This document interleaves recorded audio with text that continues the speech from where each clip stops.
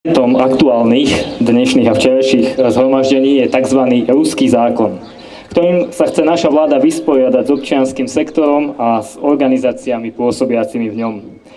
Viac už na túto tému pedagogička a poslankyňa Mestského zastupiteľstva v Bánovciach Lucia Bieliková.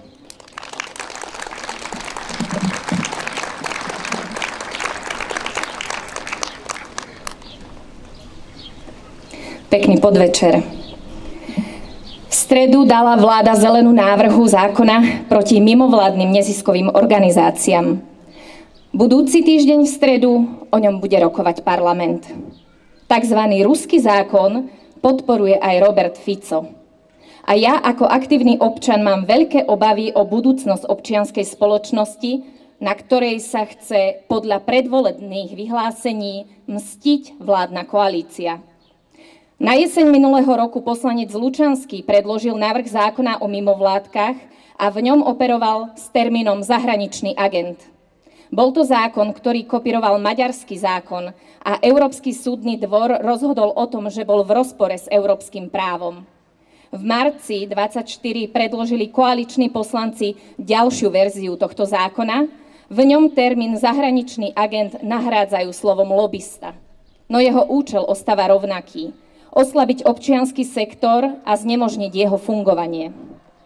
Mimovládne neziskové organizácie, ďalej budem používať skratku mimovládky, sú napríklad nadácie, občianske združenia, neziskové organizácie či neinvestičné fondy.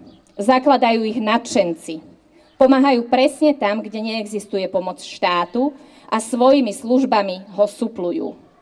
Na Slovensku pôsobí asi 80 000 mimovládiek. A približne 70 000 má dobrovoľnícky výkon.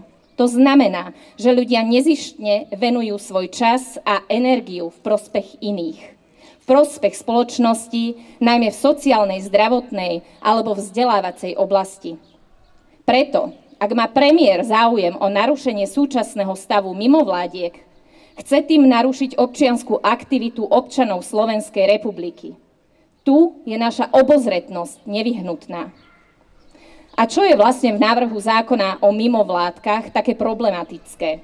No to, že štát vyžaduje podrobné informácie o činnosti, príjmoch, darcoch, predstaviteľoch a o ich stretnutiach.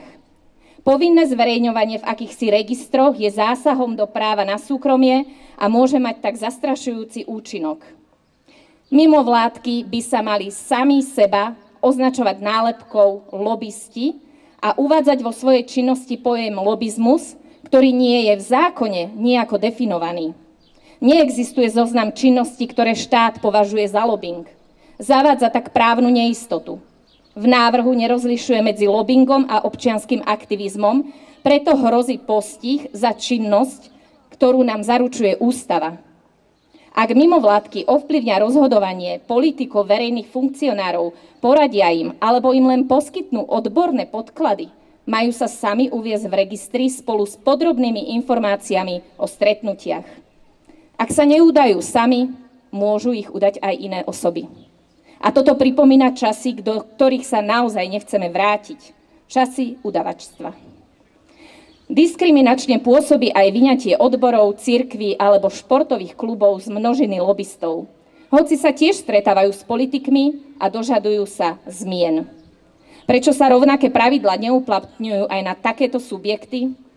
Nuž ide o snahu rozdeliť nás a poštvať proti sebe občiansku spoločnosť.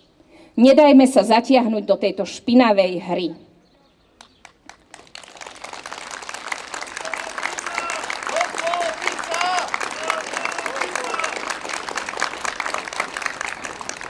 Z ústavy vyplýva právo občanov združovať sa. Týmto zákonom nám toto právo chcú odoprieť. Ministerstvo si totiž nárokuje právomoc mimovládku za administratívne pochybenie rozpustiť, zrušiť.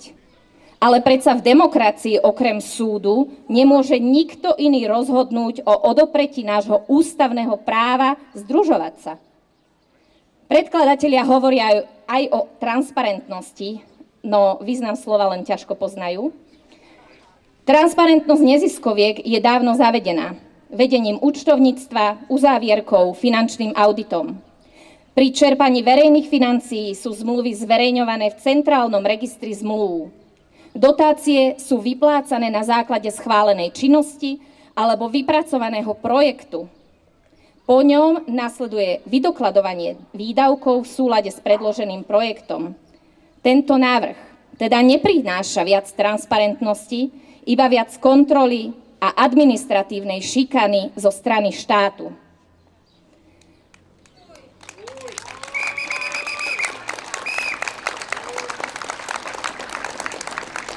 V našom meste, v Bánovciach nad Bebravou, pôsobí 237 mimovládnych neziskových organizácií. V týchto mimovládkach sú voliči celého politického spektra, proti ktorým je tento a aj mnohé iné zákony namierení. To nie sú anonymní ľudia. To sú týmy okolo Filipa v dobrovoľnom hasičskom zbore, okolo Mirky v neinvestičnom fonde, to je Braňo a ženský futbal, to je Anka a diabetici, Lukáš a jeho partia v Žive, to je Marika, folkloristi, ľudia okolo motoršportu, chalani zo Spartaku, to sú ľudia z Archy, to sú zápasníci, hádzanárky, to sú rodičovské združenia, ale aj jednota dôchodcov, chovatelia holubov, záhradkári, rybári, leteckí modelári či zdravotne postihnutí. To sú všetko naši susedia. To je naša rodina, to sú naši kamaráti, to sú aktívni občania Bánoviec. Snahu koalície oslabiť a zničiť tretí sektor sme videli už pri zrušení rodičovského dôchodku a zmene asignácie podielu zaplatenej dane. Inými slovami, 2% zaplatených daní z príjmu, ktoré sme dávali mimovládkam, majú nahradiť rodičovský dôchodok. Mimovládky tak prichádzajú o dôležitý zdroj svojich príjmov. Týmto rozhodnutím nás štát stavia pred perfidnú voľbu. Darujem 2% do školy, ktorú navštevuje moje dieťa a škola z nich financuje pomôcky. Rozhodnem sa dať 2% občianskému združeniu Plamienok, ktorý sa postará o umierajúce dieťa v domácom prostredí, alebo občianskému združeniu, ktoré prevádzkuje bezpečný ženský dom pre týrané ženy, alebo vlastnej mame ako náhradu rodičovského dôchodku. 80 000 mimovládnych organizácií a mnohé z nich sú odkázané na výber 2% z daní. Nehovoríme totiž len o veľkých občianskych združeniach, ale aj o čipkárkach, cyklistických kluboch, divadelných zoskupeniach, oddychovkách, o pestovateľoch kaktusov. V roku 2023 získali mimovládne neziskové organizácie na zaplatenej dane právnických a fyzických osôb takmer 100 miliónov eur. Tieto financie išli zo štátu presne tam, kde sme sa rozhodli my, aby išli. Adresne a konkrétne. Podporiť činnosť mimovládiek sa rozhodlo viac ako 970 000 daňovníkov.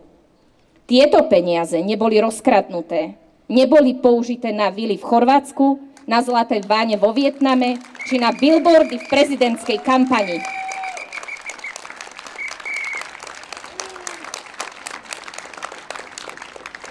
V roku 2022 bol medián príjmu 1500 eur na organizáciu. Pre niekoho málo, no pre mnohých je to opravený rozpadajúci sa múrik okolo kaplnky za dedinou. Je to zdravotná pomôcka či rehabilitácia pre postihnuté dieťa, o ktorého sa rodič stará 24 hodín denne a vyskytol sa tak na hranici chudoby.